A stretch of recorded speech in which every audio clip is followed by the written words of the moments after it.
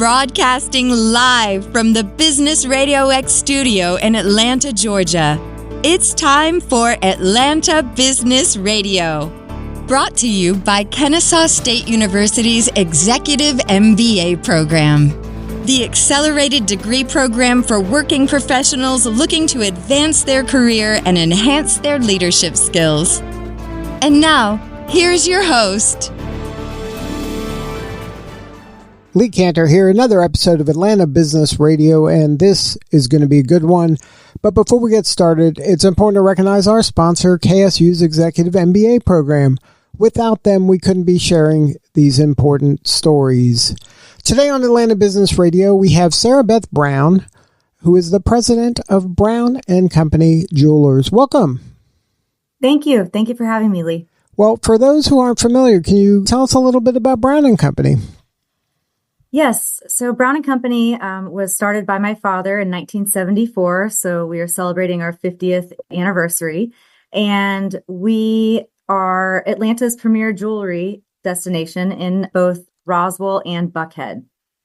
We service everything you may be looking for within the jewelry world, whether it's watches, diamonds, fashion jewelry, custom design, you name it. So can you share a little bit about the backstory? What inspired your father to get involved in the jewelry business? Well, let's see. I grew up in the industry, and ever since I was a little girl, 5 years old, was on the sales floor and would be helping run around during the holidays. Every summer I worked here, and I went to college at Auburn and decided at the end of my college career that I wanted to remain in the jewelry industry, but wasn't necessarily certain I wanted to stay in Atlanta. And so I went off and did my own thing for a few years, worked at a jewelry company in San Francisco and then in New York. And then before I knew it, ended up coming back here to Atlanta in 2013. I love the industry, and I'm so glad that I found my way back home to my family's company. So was that done on purpose? Because I know a lot of family businesses send their children off to learn from other places around the country before they come back. That is a great question. And I think a lot of people actually assume that it was done intentionally, but it really wasn't. I really didn't know if I was going to come back to Atlanta. I was ready to head to, Paris was on my mind, on my radar at the time when I kind of started getting the phone call from my sister when she was recruiting me back home. So to be honest with you, no, it was not intentional. It all worked out as it should. You know, I had a wonderful experience and learned a ton that I would not have learned otherwise, that really allowed me to bring a lot back to the table when I came back to the family business.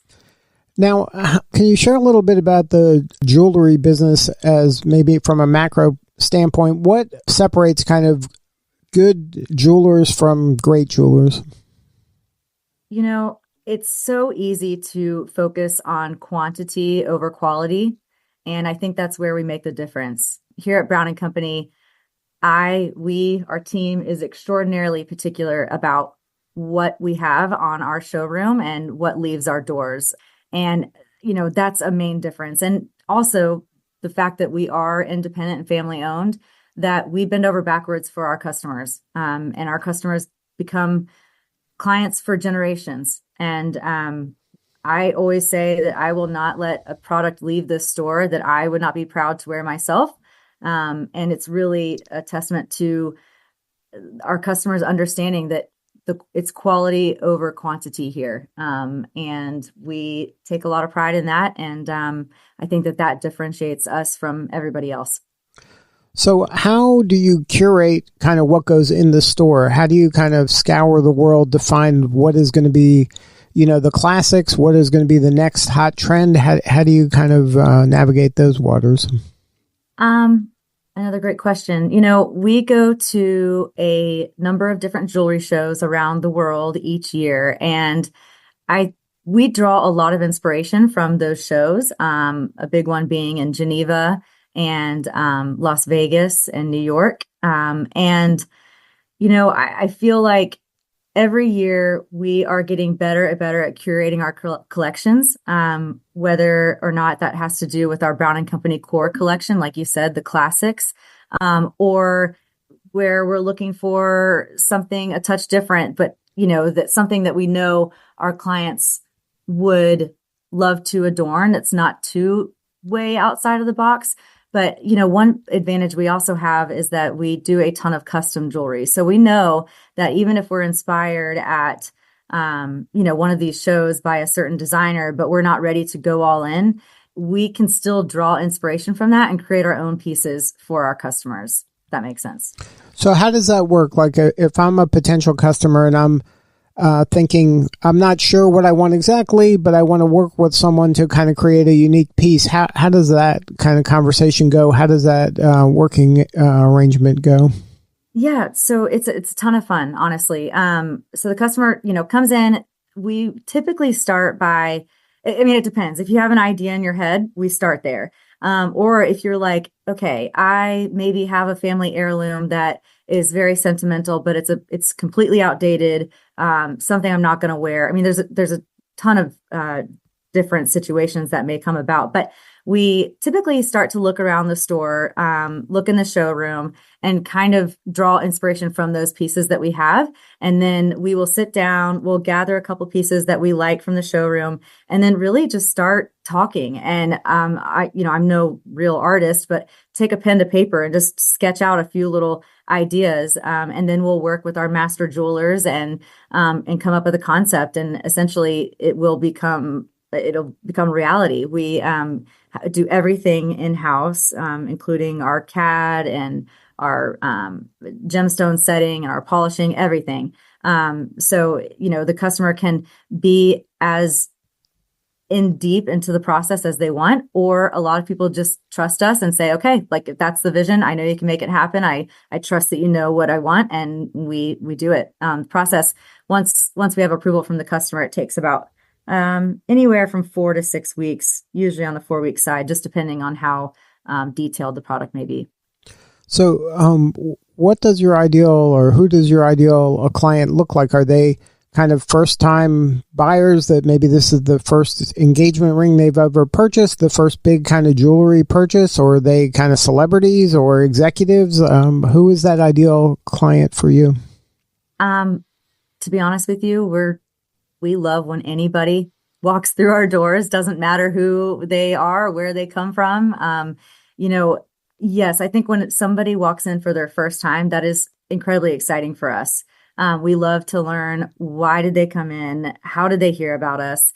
And really expose the Brown & Company culture to someone for their first time. That is really something we get so excited about internally. But, our ideal customer is somebody that is, they're looking for a jeweler. They're looking for a lifelong jeweler and a lifelong relationship. And hopefully they've heard good things about us, and that's why they come in. But I think another leg up that we have is that we can offer something of everything, whether it's designer jewelry, the diamonds, like I said, maybe it's estate jewelry, maybe it's a jewelry repair, and you don't know who to trust. We have a very in-depth, full service department here, and our shop, it has windows where you can watch our jewelers work on your product. And, I always say if you couldn't trust us, we wouldn't be here for 50 years. So I think that's also something that we can offer to people that may not even be ready to take that first step for themselves into investing in a piece of jewelry. They may have something that they need repaired. And that's another reason a lot of people will step into the door. And then we hope from there that we're able to expand upon their knowledge in the jewelry world and understand that they can trust us. Now, is there any advice you can share with maybe other women-owned business owners who are in a male-dominated industry? Is there anything so far you've gleaned, or anything that maybe you feel is now a unique selling point for your team and company? It's interesting. I was asked this question not that long ago, and I said, it's funny. I am a woman in a male-dominated industry. However, I think you just have to put your head down and work hard and not think about being a woman in a male-dominated industry. You just do what you do, and you don't need to look around you and see, okay, what is this competition doing, or what is this doing? What's going on in this other market? That you understand what your visions and your goals are, and you don't let anything get in the way or anything become a distraction, such as, maybe other males in the industry that you think may be doing bigger and better things. But the truth of the matter is that that's not always the case. So don't waste your time trying to just, kind of think about being that only woman in the male dominated industry. Just really keep your head down, work hard, build a good team around you. It's all about the team, and continue to do the right thing, and things will come around, and things will eventually work out your way, no matter how long it might take. Just don't give up hope. All right. Well, how about if we reframe that to not just a male or female, but when it comes to family-owned business, how do you keep your team, and especially the leadership team that maybe aren't part of the Brown family, how do you keep them motivating, knowing that they'll never kind of sit in the big seat? I like to think that our management team, really our entire team is pretty much a part of my family, is what it feels like. And we treat them that way. I think that is an opportunity for us, that we're not this big corporation. We're not owned by private equity. You're not treated like just a number. And that will never change. We have no intentions of ever changing being independent and family owned. But, if you were to be a fly on the wall at one of our management meetings, I think that you would understand how we collaborate from one another. We have all grown in our own roles. We are constantly challenging one another, and I am ensuring that no matter what, they are happy in their workplace. They are feeling fulfilled by the work that they do, and that they are compensated competitively within our market. That's something I'm always looking at. And that, I always say life is short. So when you're with Brown and Company, give us your all, and we in turn will give you our all. And we've had a multitude of employees who have stayed with us for 15, 20 plus years into retirement. And we've also had multiple employees who have left us and then come back, which I think speaks volumes. So I think it's all about the way you treat your team members, and also the way that you empower them. I mean, yes, I came into this position, by working hard and again, trying to do everything I know to do the right way. But this company wouldn't be where it is without its leadership team. And I try to remind our managers of that all of the time, that we wouldn't be here without them. And, I hope that they believe in that and believe in our vision, and know that if they give us their all, we're going to give them our all as well. Now, for someone who's out there shopping, you mentioned that there's a lot of jewelers that are really part of private equity, that ownership is maybe more opaque than yours is. Can you explain kind of the benefits of going with an independent like Brown and Company versus one of these more corporate, more national firms? There's a lot of reasons. First and foremost, we are here in the store making decisions at that very moment. So a lot of customers will come in and they may have a request that no one's ever heard of before, but we like to try to never say no. And also, we don't have to go through layers upon layers, and, not to mention the time that takes to get to whoever may be at the top making those decisions. Our management team is empowered, where they know that we want to have big dreams and let our customers have big dreams, and that we make them happen. And I believe that being able to make those particular moments happen in real time is a game changer. We are essentially, you walk in, if you want to talk to the ownership, you can talk to the ownership, and so, not to mention that being independent, we have relationships that we have had with all of our vendors for decades. And not to mention that designers that have wanted to work with us, that, they know our reputation. They know that we are good people in the industry, that maybe if we start working with them now, that those vendor relations will go on for decades as well. And so those relationships, they actually benefit our customers as well, because we are able to essentially negotiate on behalf of our customers to ensure that we are getting the best of the best product that may be above and beyond the quality of product that vendor typically delivers elsewhere, if that makes sense. So, I mean, those are just a few examples, but I think the fact that we're real people, it's not this corporate, black and white atmosphere. It is very organic and genuine. And, we have a culture here that we hope our customers can experience every time they walk in. Is there a story you can share? Maybe somebody came to you with an idea, or this was a meaningful piece and you helped them create a memory? I have a lot of those. I'll say one that comes to mind, and it's sad, but also bittersweet. That I had a customer walk in. Her mom had passed away a few years prior, and she had an idea that she wanted to do something with her mom's handwriting and make a beautiful piece of jewelry, not something that you can kind of get off, like Etsy or something.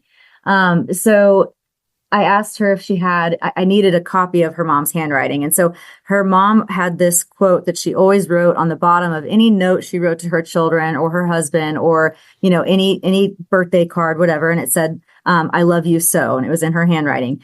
And so what we did is we made these really beautiful, kind of like a bangle, yellow gold bangle neck bracelet. I'm sorry. And on that bracelet, we hand engraved and did identically to the mother's handwriting, I love you so. And we did it for that woman, and we did it for her siblings, as well as other family members down the road that also wanted it. And I'll tell you, when we delivered that bracelet for the first time, there were a lot of tears shed. And she still talks about it. And that was probably, 5+ years ago, but that was a really special one. And so we've done a lot of things that have been very sentimental for families that will become family heirlooms. Well, if somebody wants to learn more, have a more substantive conversation with you or somebody on the team, is there a website they can go to look around or some connections on social media? What's the best way to connect? So yes, our website is brownjewelers.com, and we do have live product there, so you can shop on the website. I'm also on Instagram, and it is Brown_Sara Beth, and I'm as active as I can possibly be, but I love getting DMs and try to write back in a timely manner, but that's a great way to connect directly with me. Well, Sara Beth, thank you so much for sharing your story today. You're doing important work, and we appreciate you. Thank you, Lee. I appreciate your time. All right, this is Lee Cantor. We'll see you all next time on Atlanta Business Radio.